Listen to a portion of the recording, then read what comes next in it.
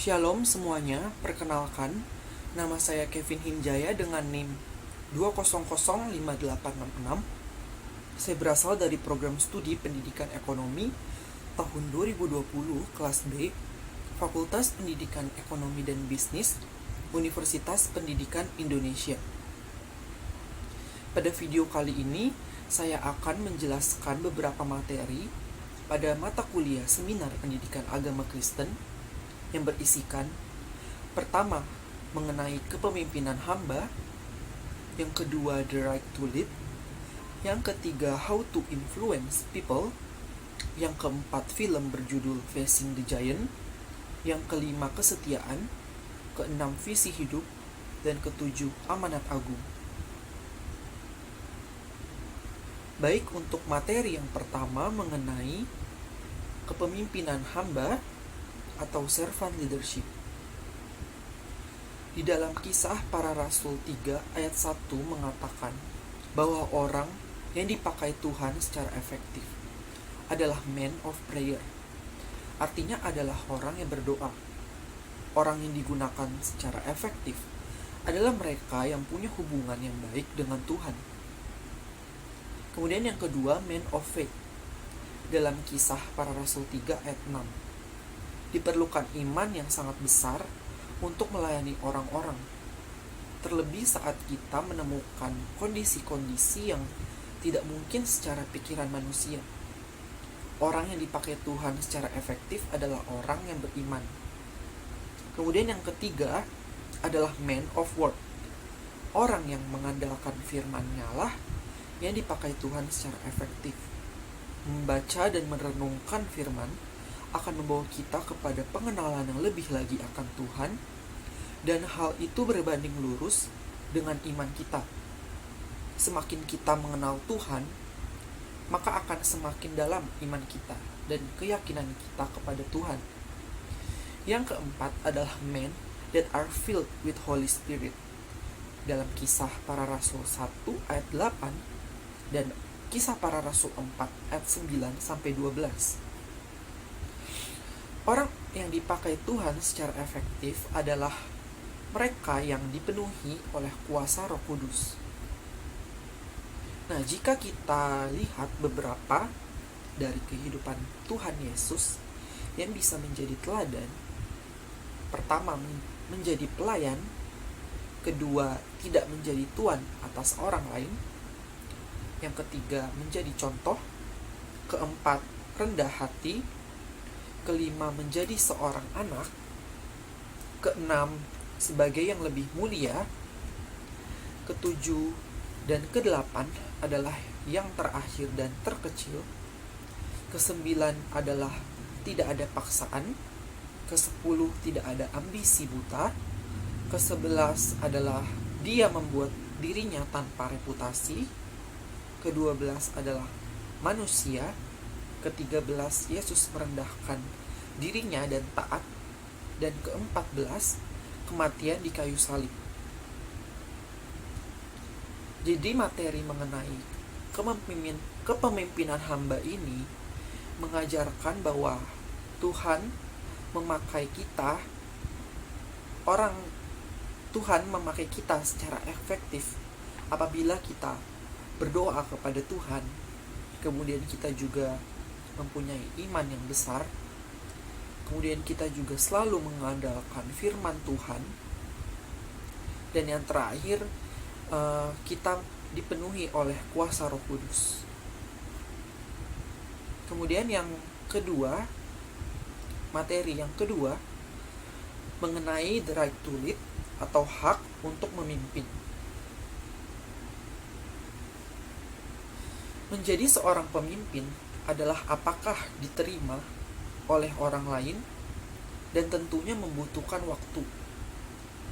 Persiapkan untuk diri kita apabila kita mau menjadi pemimpin yang lebih baik. Kemudian ada jenis-jenis pemimpin yang ingin orang ikuti. Yang pertama, kita harus buang ego kita. Kemudian jadilah pengikut yang baik dahulu. Kemudian bangunlah hubungan yang baik, bekerja dengan unggul, bergantung pada kedisiplinan bukan emosi, membuat nilai-nilai tambahan dalam tujuan, dan yang terakhir berikan semua kekuatan kita. Pengaruh pemimpin akan sangat penting dalam sebuah tim, organisasi, atau program. Pemimpin menjadi kunci di dalamnya, dan pemimpin memberi dampak yang luar biasa secara realita. Ada tahap-tahap untuk menemukan visi di dalam hidup kita. Yang pertama, lihat ke dalam diri kita. Kemudian lihat di samping kita. Kemudian lihat di atas kita, yaitu Tuhan, sumber visi. Kemudian lihat di depan kita, apa kesempatan yang ada. Kemudian lihat di sekitar kita, apa yang kita miliki dan siapa teman kita. Dan yang terakhir, lihat di belakang kita, bagaimana pengalaman-pengalaman kita. Kemudian ada cara menjadi pemimpin yang berpengaruh. Yang pertama, memiliki integritas. Kedua, memelihara hubungan dengan orang lain. Ketiga, mempercayai orang lain. Keempat, mendengarkan orang lain. Kelima, memahami orang lain. Keenam, memperluas hubungan dengan orang lain. Ketujuh, mampu mengarahkan. Kedelapan, membangun hubungan. Kesembilan, memberdayakan. Dan kesepuluh, menerima pengaruh dari orang lain. Untuk itu mari kita berdoa supaya Tuhan memberikan kesempatan untuk menjadi pemimpin. Mari kita menjadi pemimpin yang baik dan efektif. Mari kita terus mengembangkan karakter kita, yaitu karakter berintegritas, karakter membangun hubungan dengan orang lain, karakter yang memberikan yang terbaik dalam hidup kita.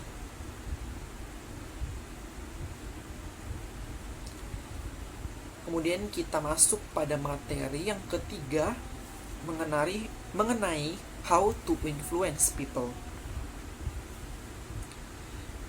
Yang pertama, seorang pembawa pengaruh harus memiliki integritas dengan orang lain.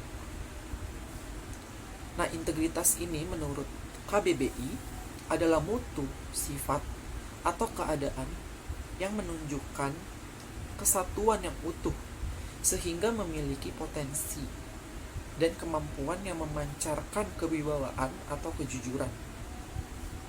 Integritas dilakukan dari hal-hal yang kecil yang merupakan karakter yang terus dibangun setiap harinya.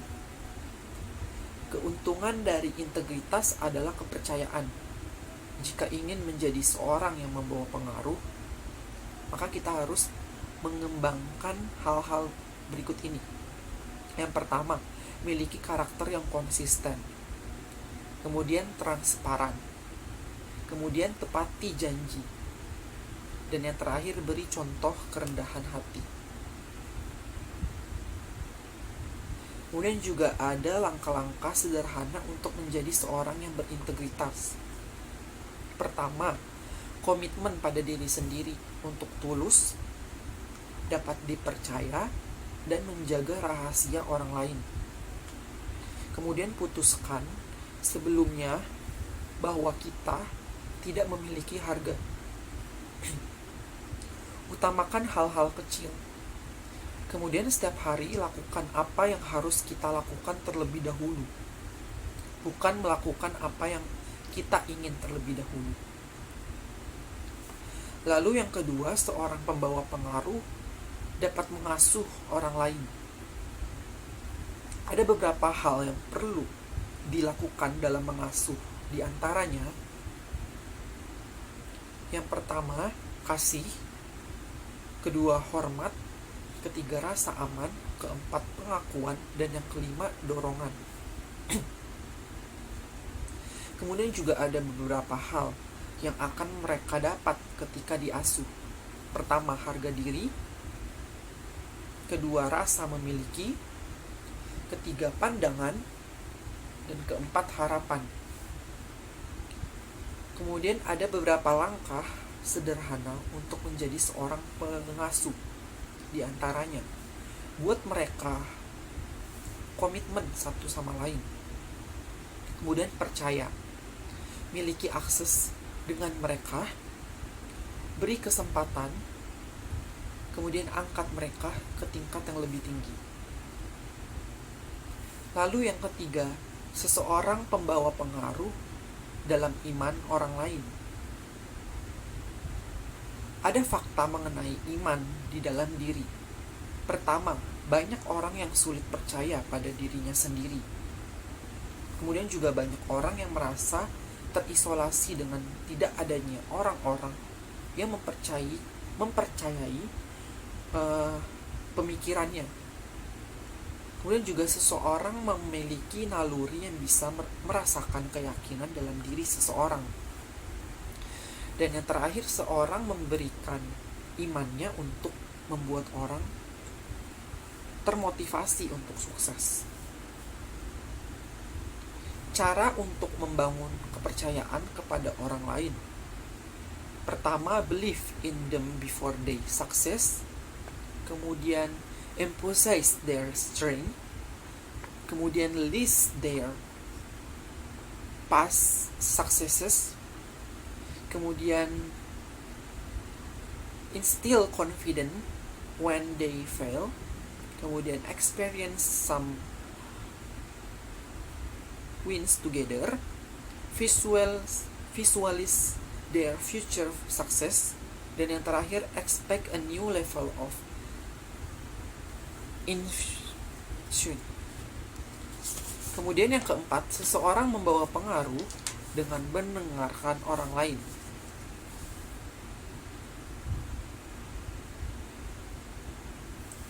Manfaat yang diperoleh dari mendengarkan. Yang pertama, mendengarkan akan membuat lawan bicara kita respect. Kemudian mendengarkan membangun hubungan yang baik. Kemudian mendengarkan dapat memperluas pengetahuan kita. Mendengarkan membantu kita mengembangkan ide atau gagasan-gagasan. Kemudian mendengarkan akan membangun persahabatan bahkan kekeluargaan. Mendengarkan ialah tindakan yang baik untuk membantu orang lain dan diri sendiri. Namun ada hambatan dalam hal mendengarkan. Pertama, terlalu banyak berbicara. Kemudian kehilangan fokus. Kemudian kondisi mental yang tidak stabil atau sulit konsentrasi. Keenam, stereotip. Ketujuh, membawa masalah pribadi.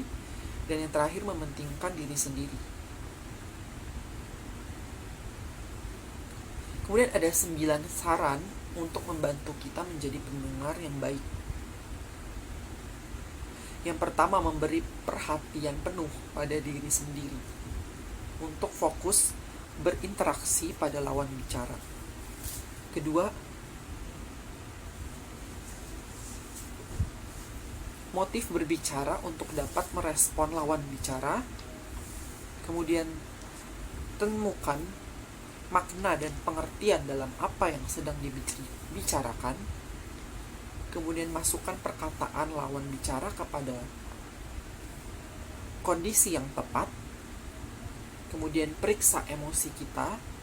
Kemudian mendengar secara keseluruhan. Kemudian ringkas apa yang dikatakan lawan bicara. Melayangkan pertanyaan apabila ada pernyataan yang tidak dimengerti. Dan yang terakhir, menjadikan pendengar sebagai prioritas dalam hidup. Lalu yang kelima, orang yang mempengaruhi memahami orang lain. Mengapa orang gagal memahami orang lain? Pertama, ketakutan. Kemudian keegoisan. Ketiga, kegagalan untuk menghargai perbedaan. Dan keempat, kegagalan untuk mengakui keseragaman. Ada hal-hal yang perlu kita pahami tentang orang lain. Pertama, setiap orang ingin menjadi seseorang. Orang tidak peduli seberapa banyak kita tahu sampai ia tahu seberapa banyak kamu peduli. Kemudian setiap orang membutuhkan seseorang. Kemudian seseorang bisa menjadi seseorang ketika seseorang mengerti dan percaya kepadanya. Kemudian setiap orang yang menolong seseorang mempengaruhi banyak orang. Dan yang terakhir, memilih untuk memahami orang lain. Kemudian yang keenam, seseorang yang mempengaruhi memperbesar orang lain. Pengertian dari mentoring, memberikan motivasi untuk bertumbuh kepada orang lain tanpa memberikan sarana untuk melakukannya, adalah suatu tragedi. Memperbesar orang lain adalah investasi. Jadilah dirimu sendiri dan berhati-hatilah memilih orang untuk diperbesar. Lalu ada petunjuk untuk memaksimalkan proses membesarkan. Pertama, lihat potensi mereka. Kemudian membuat visi untuk masa depan mereka. Kemudian menggali keinginan mereka. Kemudian mengatasi karakter yang kurang, fokus pada kekuatan mereka, perbesar mereka dengan perlahan-lahan, letakkan sumber daya dalam tangan mereka, kemudian membukakan mereka pada pengalaman yang diperbesar, dan ajar mereka untuk memperbesar diri sendiri. Lalu yang kesembilan, seseorang yang mempengaruhi terhubung dengan orang lain. Pertama, tahap untuk berhubungan dengan orang lain. Pertama, jangan memanfaatkan dan mengharapkan sesuatu dari orang lain. Kemudian terapkan pola pikir perubahan. Kemudian mulailah mendekati orang lain. Kemudian carilah dasar untuk berhubungan. Kemudian sadari dan hargai kepribadian orang lain. Dan temukan kunci kepribadian orang lain. Hubungan dengan hati, berbagi pengalaman, dan bergerak maju. Lalu yang terakhir, seseorang yang mempengaruhi menguatkan orang lain. Ada cara menguatkan orang lain untuk mencapai potensinya. Yang pertama, evaluasi. Kedua, jadilah teladan. Berikan dorongan untuk sukses. Beri tanggung jawab padanya. Tunjukkan bahwa kita percaya diri. Berikan respons dan bebaskan orang lain untuk mencapai tujuannya sendiri. Jadi, inti dari materi How to Influence People yaitu bahwa yang pertama, seseorang pembawa pengaruh harus memiliki integritas dengan orang lain. Kemudian juga seorang pembawa pengaruh harus mengasuh orang lain terlebih dahulu. Dan kemudian ketiga, seseorang pembawa pengaruh adalah mempunyai iman. Terus keempat, seseorang membawa pengaruh dengan mendengarkan orang lain. Terus orang yang membawa pengaruh juga memahami orang lain. Orang yang membawa pengaruh memperbesar orang lain. Orang yang membawa pengaruh berhubungan dengan orang lain. Dan orang yang membawa pengaruh dapat menguatkan orang lain.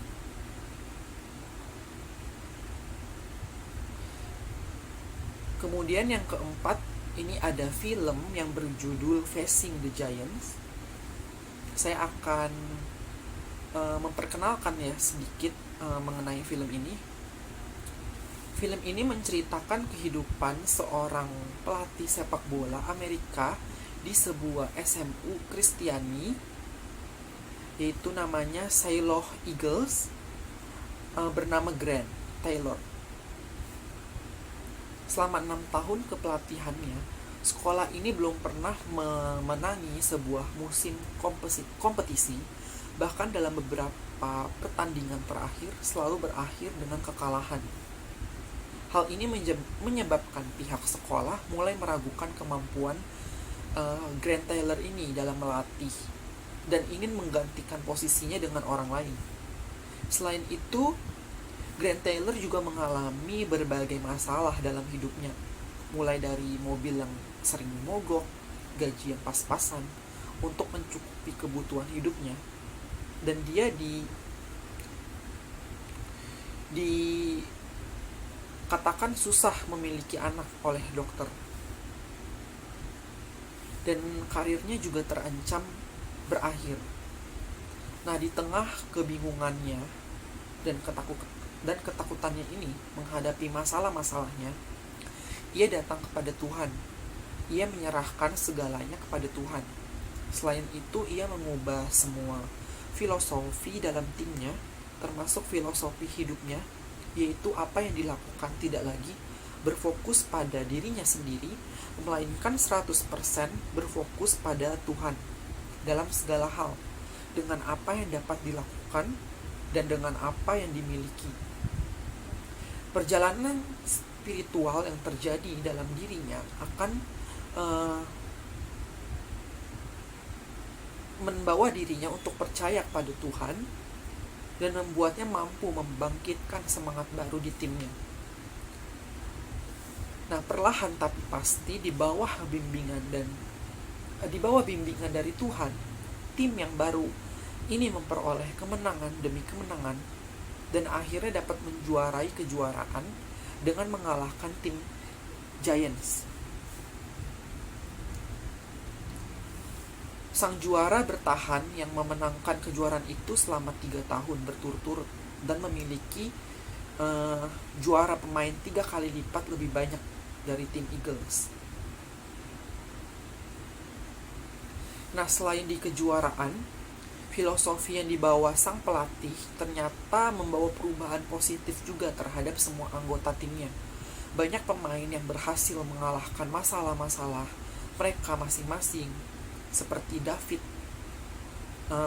sang penentu kemenangan tim yang berhasil mengalahkan kegagalan. Kemudian Brock, sang kapten yang berhasil mengalahkan Giants-nya yang bernama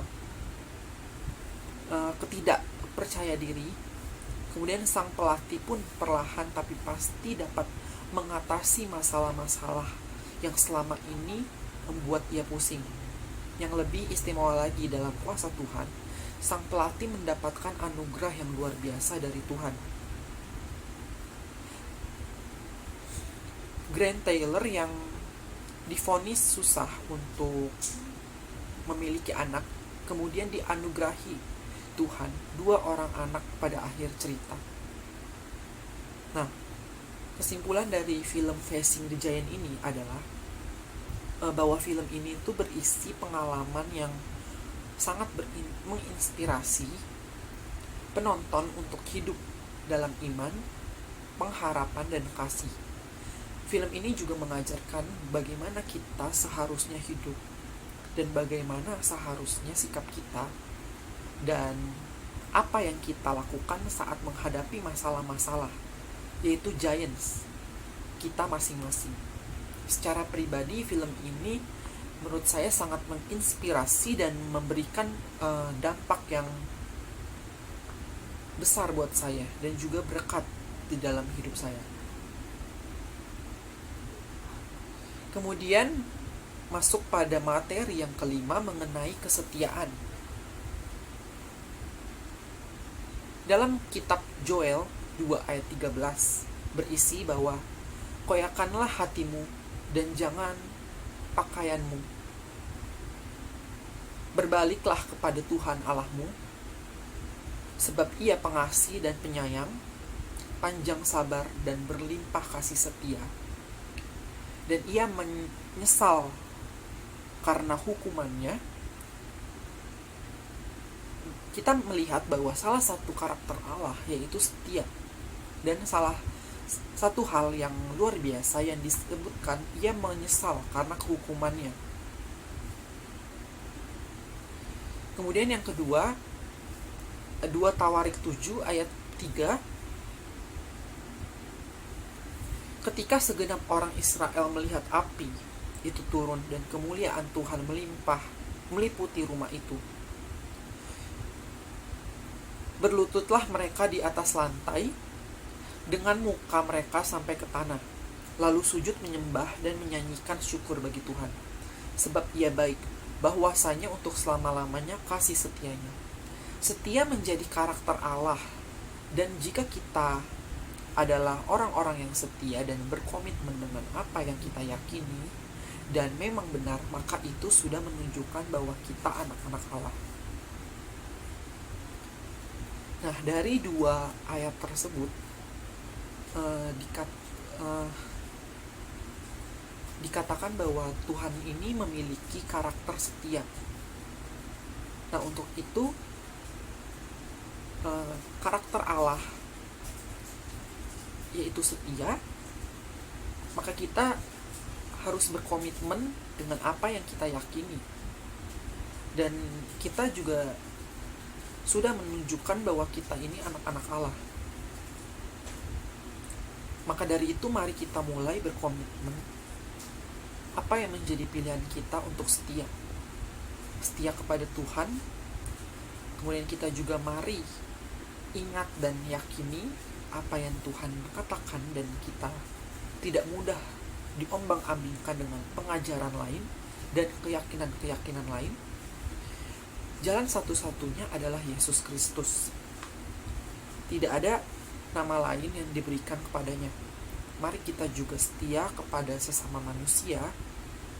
Mari kita tidak mengkhianati orang lain. Jadikan karakter setia itu menjadi suatu karakter yang melekat di dalam diri kita, dan itulah yang Tuhan mau. Kemudian materi yang keenam, yaitu mengenai visi hidup. Di dalam Efesus 5 ayat 15 sampai 16 dikatakan bahwa karena itu perhatikanlah dengan seksama bagaimana kamu hidup. Janganlah seperti orang bebal, tetapi seperti orang arif, dan pergunakanlah waktu yang ada, karena hari-hari ini adalah jahat. Nah, pertama apa sih yang menjadi tujuan hidup manusia? Yang pertama, kita dirancang untuk menyenangkan Allah. Kemudian yang kedua, kita dibentuk untuk menjadi anggota keluarga Allah. Yang ketiga, kita diciptakan untuk menyerupai Kristus dalam hal karakter. Yang keempat, kita didesain untuk melayani Allah. Dan yang kelima, kita dibuat untuk sebuah misi. Nah, kemudian masuk pada visi hidup. Nah, visi hidup ini adalah mengenali langkah hari demi hari menuju tujuan hidup. Jadi visi hidup itu adalah langkah kita untuk mencapai tujuan hidup kita. Yang pertama, visi hidup. Peran khusus apa yang akan dilakukan dalam profesi maupun dalam pelayanan. Kemudian dijabarkan dan dituliskan dalam bentuk statement yang tajam, jelas, padat, tugas. Kemudian rumuskan visi, pernyataan pribadi yang mengungkapkan makna dan tujuan hidup, dan falsafah hidup dan jati diri seseorang dapat tergambar melalui visi hidupnya. Nah, kemudian mengapa visi hidup penting? Pertama, visi hidup menolong seseorang untuk tetap fokus kepada tujuan. Visi hidup juga akan menuntun dan mengarahkan seseorang untuk mengambil keputusan terbaik serta menetapkan langkah yang akan ditempuh. Karena itu, visi harus dimiliki, dipelihara, senantiasa segar, dan realistis. Visi menolong kelak dalam kesaksian hidup, yaitu integritas. Jadi visi hidup ini dapat menolong dalam kesaksian hidup, yaitu integritas. Kemudian semangat dan kegigihan bekerja, sikap penuh kasih dan tidak egois, kemampuan bekerja sama dengan tim, sikap dan pandangan akan uang, dan menghindari sikap instan, yaitu serba cepat. Lalu yang terakhir, hal yang penting dalam membuat visi, yaitu passion. Ada langkah untuk menentukan visi hidup. Pertama, berdoa terlebih dahulu. Kemudian temukan minat kita atau passion, bidang apa atau sebagai apa. Kemudian talenta kita di bidang seni atau sosial atau sains dan lain-lain. Kemudian bagaimana pendapat orang lain, dan yang terakhir damai. Lalu sampai pada materi yang terakhir mengenai amanat agung. Ada prinsip dasar yang disampaikan kepada kita dalam Alkitab. Pertama, upah dosa di dalam Roma 6 ayat 23a. Kemudian kasih di dalam Yohanes 3 ayat 16.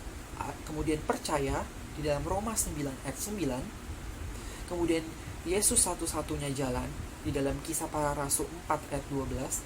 Kemudian status kita Yohanes 1 ayat 12 sampai 13. Kemudian panggilan kita Kisah Para Rasul 1 ayat 8, dan kata Alkitab yaitu dalam Roma 10 ayat 14.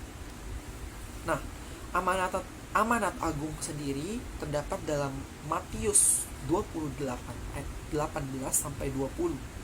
Dikatakan, "Kepadaku telah diberikan segala kuasa di sorga dan di bumi. Karena itu pergilah." Nah, cara kita mengikuti perintah tersebut yaitu menjadikan murid, kemudian membaptis mereka, kemudian mengajar mereka, dan mengulangi atau repeat. Paulus di dalam suratnya menyatakan bahwa kita adalah rekan sekerja Allah. Nah, terdapat nilai-nilai dan prinsip yang mestinya muncul dari orang Kristen di tempat kerja, yaitu integritas, mempertanggungjawabkan apa yang kita lakukan, transparan atau terbuka, melayani, dan kerendahan hati. Jadi, yang dapat kita lakukan dalam amanat agung di kehidupan nyata adalah bukan seperti yang dikatakan Alkitab, pergi ke suatu tempat, tetapi bagaimana kita dapat menghidupi ajaran Tuhan di tempat kita berada, maupun di tempat kita kerja kah, atau di tempat kita berkuliah, di tempat kita belajar. Jadi kita dapat menghidupi ajaran Tuhan dan dapat menjadi berkat untuk orang lain. Sekian penjelasan dari saya mengenai materi pada mata kuliah Seminar Pendidikan Agama Kristen. Kurang lebihnya mohon maaf bila ada kekurangan dan kesalahan kata. Terima kasih.